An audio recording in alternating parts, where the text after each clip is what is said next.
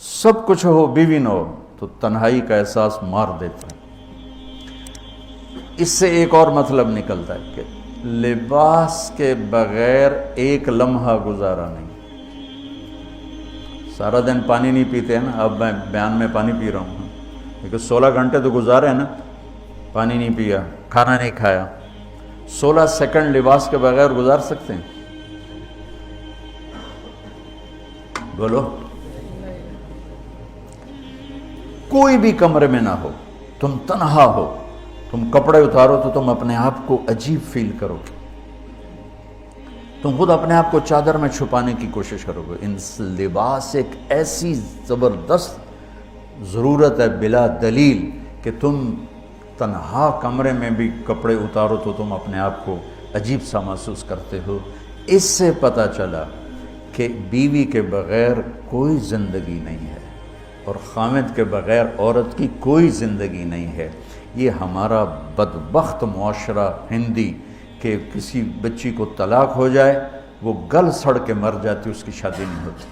کوئی جوان بچی بیوہ ہو جائے وہ سسک کے مر جاتی، اس کی شادی نہیں ہوتی۔ کوئی 40-50 سال کا ہو جائے مرد، اس کی بیوی مر جائے، کوئی اس کو لڑکی دینے کے لیے تیار کوئی نہیں۔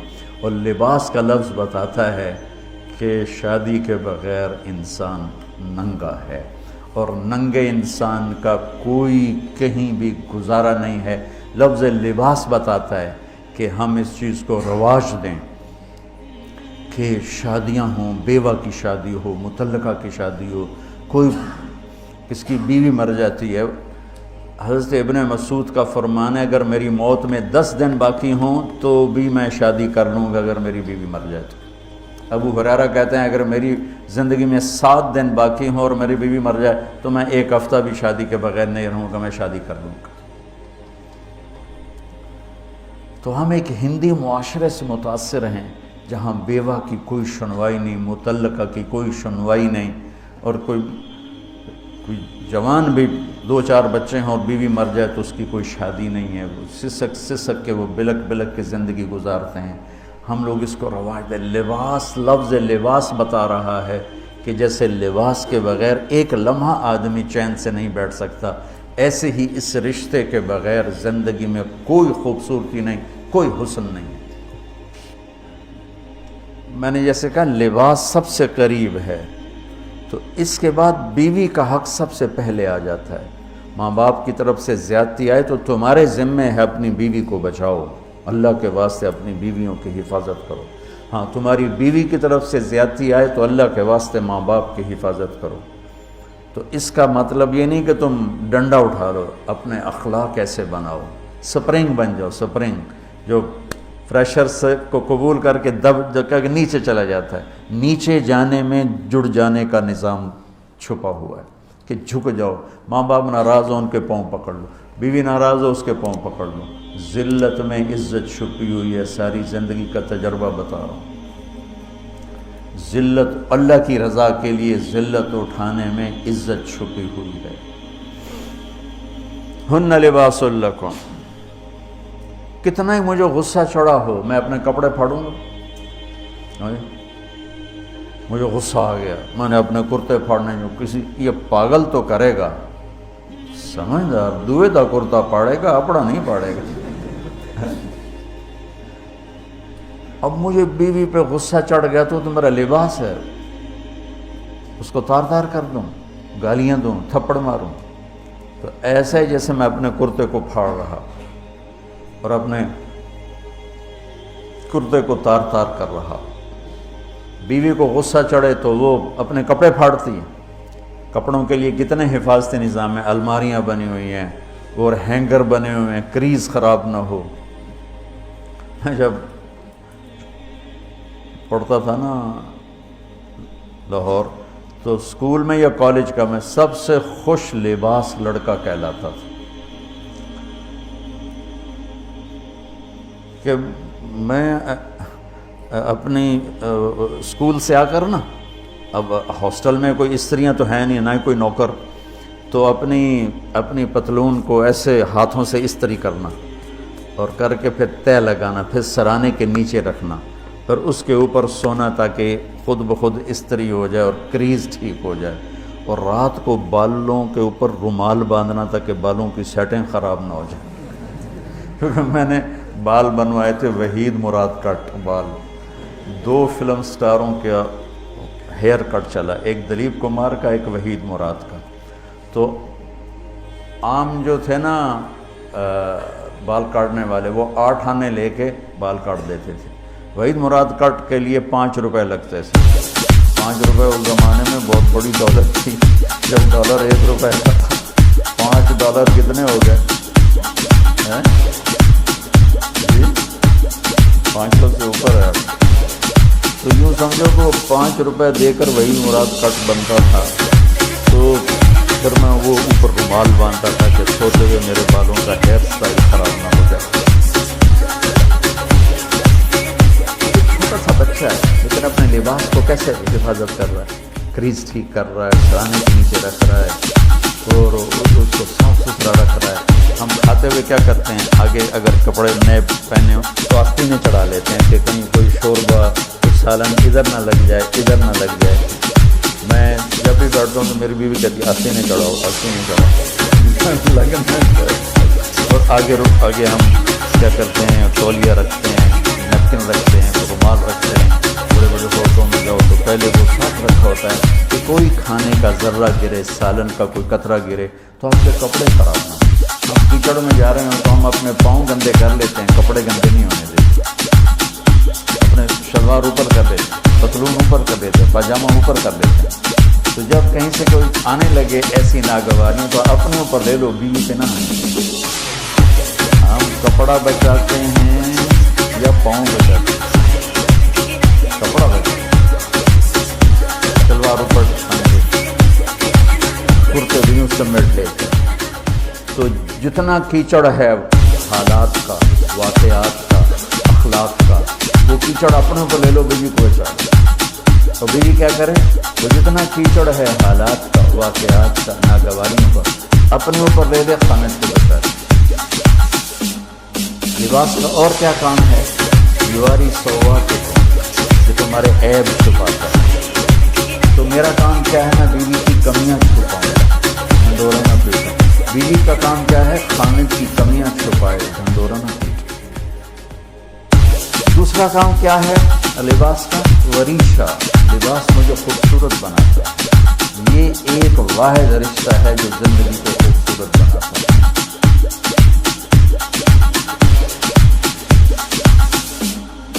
ہن لباس لباس کیا کرتا ہے، زیب و زینت۔ لباس کیا کرتا ہے، عیب چھپاتا ہے۔ لباس کیا کرتا ہے، خوبصورت بناتا ہے۔ تو اس رشتے کو خوبصورت بنانا ہے، بیوی خامد کے لیے، خامد بیوی کے لیے۔ کس طرح یہ رشتہ خوبصورت بنے گا، اچھے اخلاق کے ساتھ، اچھے اخلاق کے ساتھ۔ اگر گھر والوں کے اخلاق اچھے ہیں تو بچی ساس سسر کو ماں باپ بنا لے، ساس سسر بچی کو ماں باپ بنا لے، خامد بیوی کو ہتھیلی کا تھالا بنائے، بیوی خامد کو ہتھیلی کا تھالا بنائے۔ ہم قربان جاؤں اپنے نبی پر، ساری کائنات نور ایمان دینے والی ہستی، اور حضرت عائشہ رضی اللہ عنہ کو لقمے بنا کے کھلا رہے۔ حضرت عائشہ رضی اللہ عنہ وہ بڑی بڑی روٹی ہوتی تھی نا، وہ اٹھا کے ایسے نوچتی اور پھر رکھ دیتی، روٹی کا ٹکڑا تھا تو میرے نبی وہی بوٹی اٹھاتے، جہاں حضرت عائشہ نے نوچا ہوتا تھا وہیں دکھا کے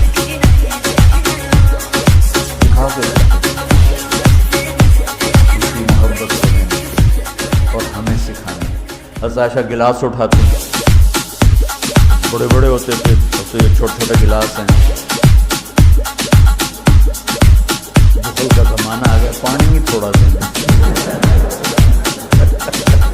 ہمارے دیہات کا کلچر تھا، اب تو مٹ گیا ہے، مہمان ہی کوئی نہیں ہوتے۔ جب کچی سڑکیں ہوتی تھیں اور ذرائع نہیں تھے تو بہت سے مسافر ہمارے ڈیروں میں آ کے رات گزارتے، ہماری پہچان والے نہیں، اجنبی راہگیر، کوئی پہچان والے بھی، لیکن جو بھی تھے، کوئی اپنے ہیں، پہچان والے ہیں، دوست ہیں، مسافر راہگیر ہیں، ان کو رات کو کھانے کے بعد دودھ پلانا یہ ہماری تہذیب ہے کہ جتنے بھی ہیں ڈیرے میں 15 ہیں 20 ہیں 1 ہے جاؤ بھائی روٹی کھا لی ہم دودھ پلاؤ سارے ہیں. جانور بہت زیادہ ہوتے تھے, کھیتی باڑی کم ہوتی تھی, دودھ وافر ہوتا تھا. گلاس اتنے بڑے بڑے ہوتے تھے, 3 پاؤ کا گلاس. تو ایک ہمارے دادے کے زمانے کا نا چاچا لال سنپال وہ آ گیا ڈیرے میں, تو نوکر گیا دودھ پلانے, تو گلاس کو دیکھ کے نوکر سے کہنا پتر میں نہیں پیتا. چاچا کیوں نہیں پینا؟ ایسا کیا 2 تو ود پینا تو بے غیرت بنا, تو 2 سے میرا گزارا نہیں کیا میں نہیں پی. صاحب رضی اللہ تعالیٰ نے گلاس اٹھاتی اور یہ پیا, یہ رکھا. میرے نبی اٹھاتے اور جہاں حضرت عائشہ کے ہونٹ لگے ہوتے تھے وہاں ہونٹ رکھتے.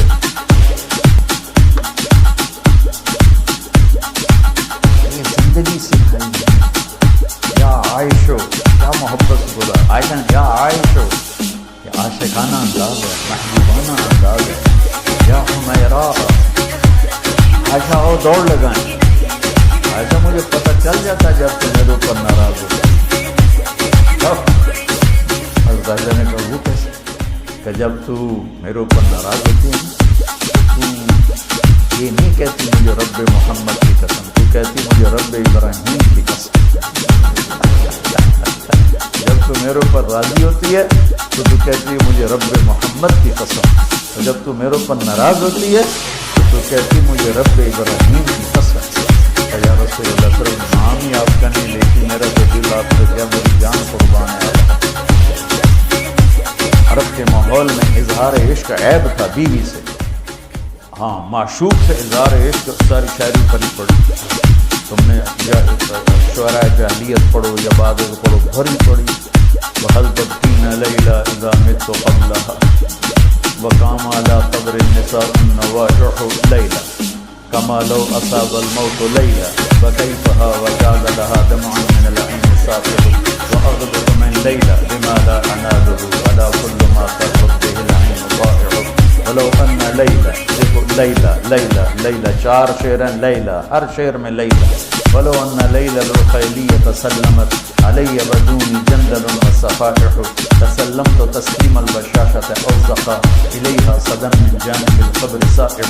وہ بڑے زور شور سے لیلا لیلا لیلا اپنا اشار مچایا. لیکن بیوی سے اظہار عشق عیب موت, اس ماحول میں جس میں بیوی سے اظہار عشق ایک عیب تھا اور معشوق سے اظہار عشق شاعری بھری پڑی. ترکت ہوا لیلا وسعد بمعزل, کیا کیا خوبصورت شاعری ہے. یہ بھی شموس الجانحات غواربا, اللہ بساط من الحریر جلاببا حاولنا تفدیتی وخفنا مراقبا فوضعنا ایدیہن فوق ترائب.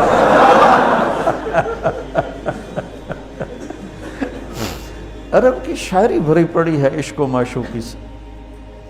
اس ماحول میں میرے نبی سے ایک شخص کہتا ہے, یا رسول اللہ من احب الناس الیک, آپ کو سب سے زیادہ کس سے پیار ہے؟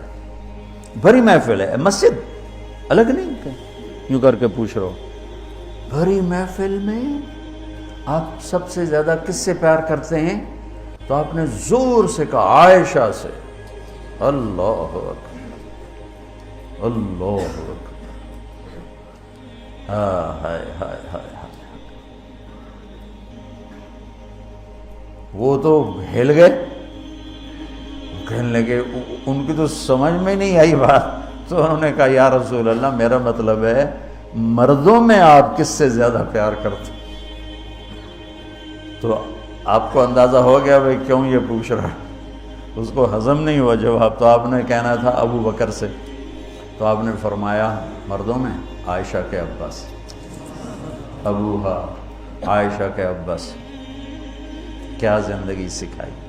ہن لباس لکم وانتم لباس لہن, یہ تمہارا لباس ہیں, تمہیں کتنا ہی غصہ چڑھے لباس تو نہیں پھاڑو گے.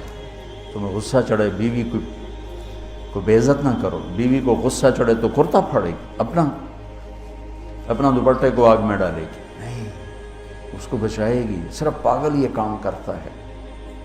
اسی ایک لفظ لباس کے اندر زندگی گزارنے کا پورا طریقہ موجود ہے. اور اسی کے اندر بیواؤں کی, مطلقہ کی, رنڈوے کی شادی کا اشارہ خوبصورت موجود ہے کہ لباس کے بغیر تو ایک لمحہ انسان نہیں گزار سکتا. اس کو رواج دینا یہ ہمارے ذمہ ہے, اور اپنے نبی کی معاشرت کو بتانا یہ ہمارے ذمہ ہے. تو ان مسائل میں پڑ گئے جن کا نہ جنت سے تعلق ہے نہ جہنم سے تعلق ہے.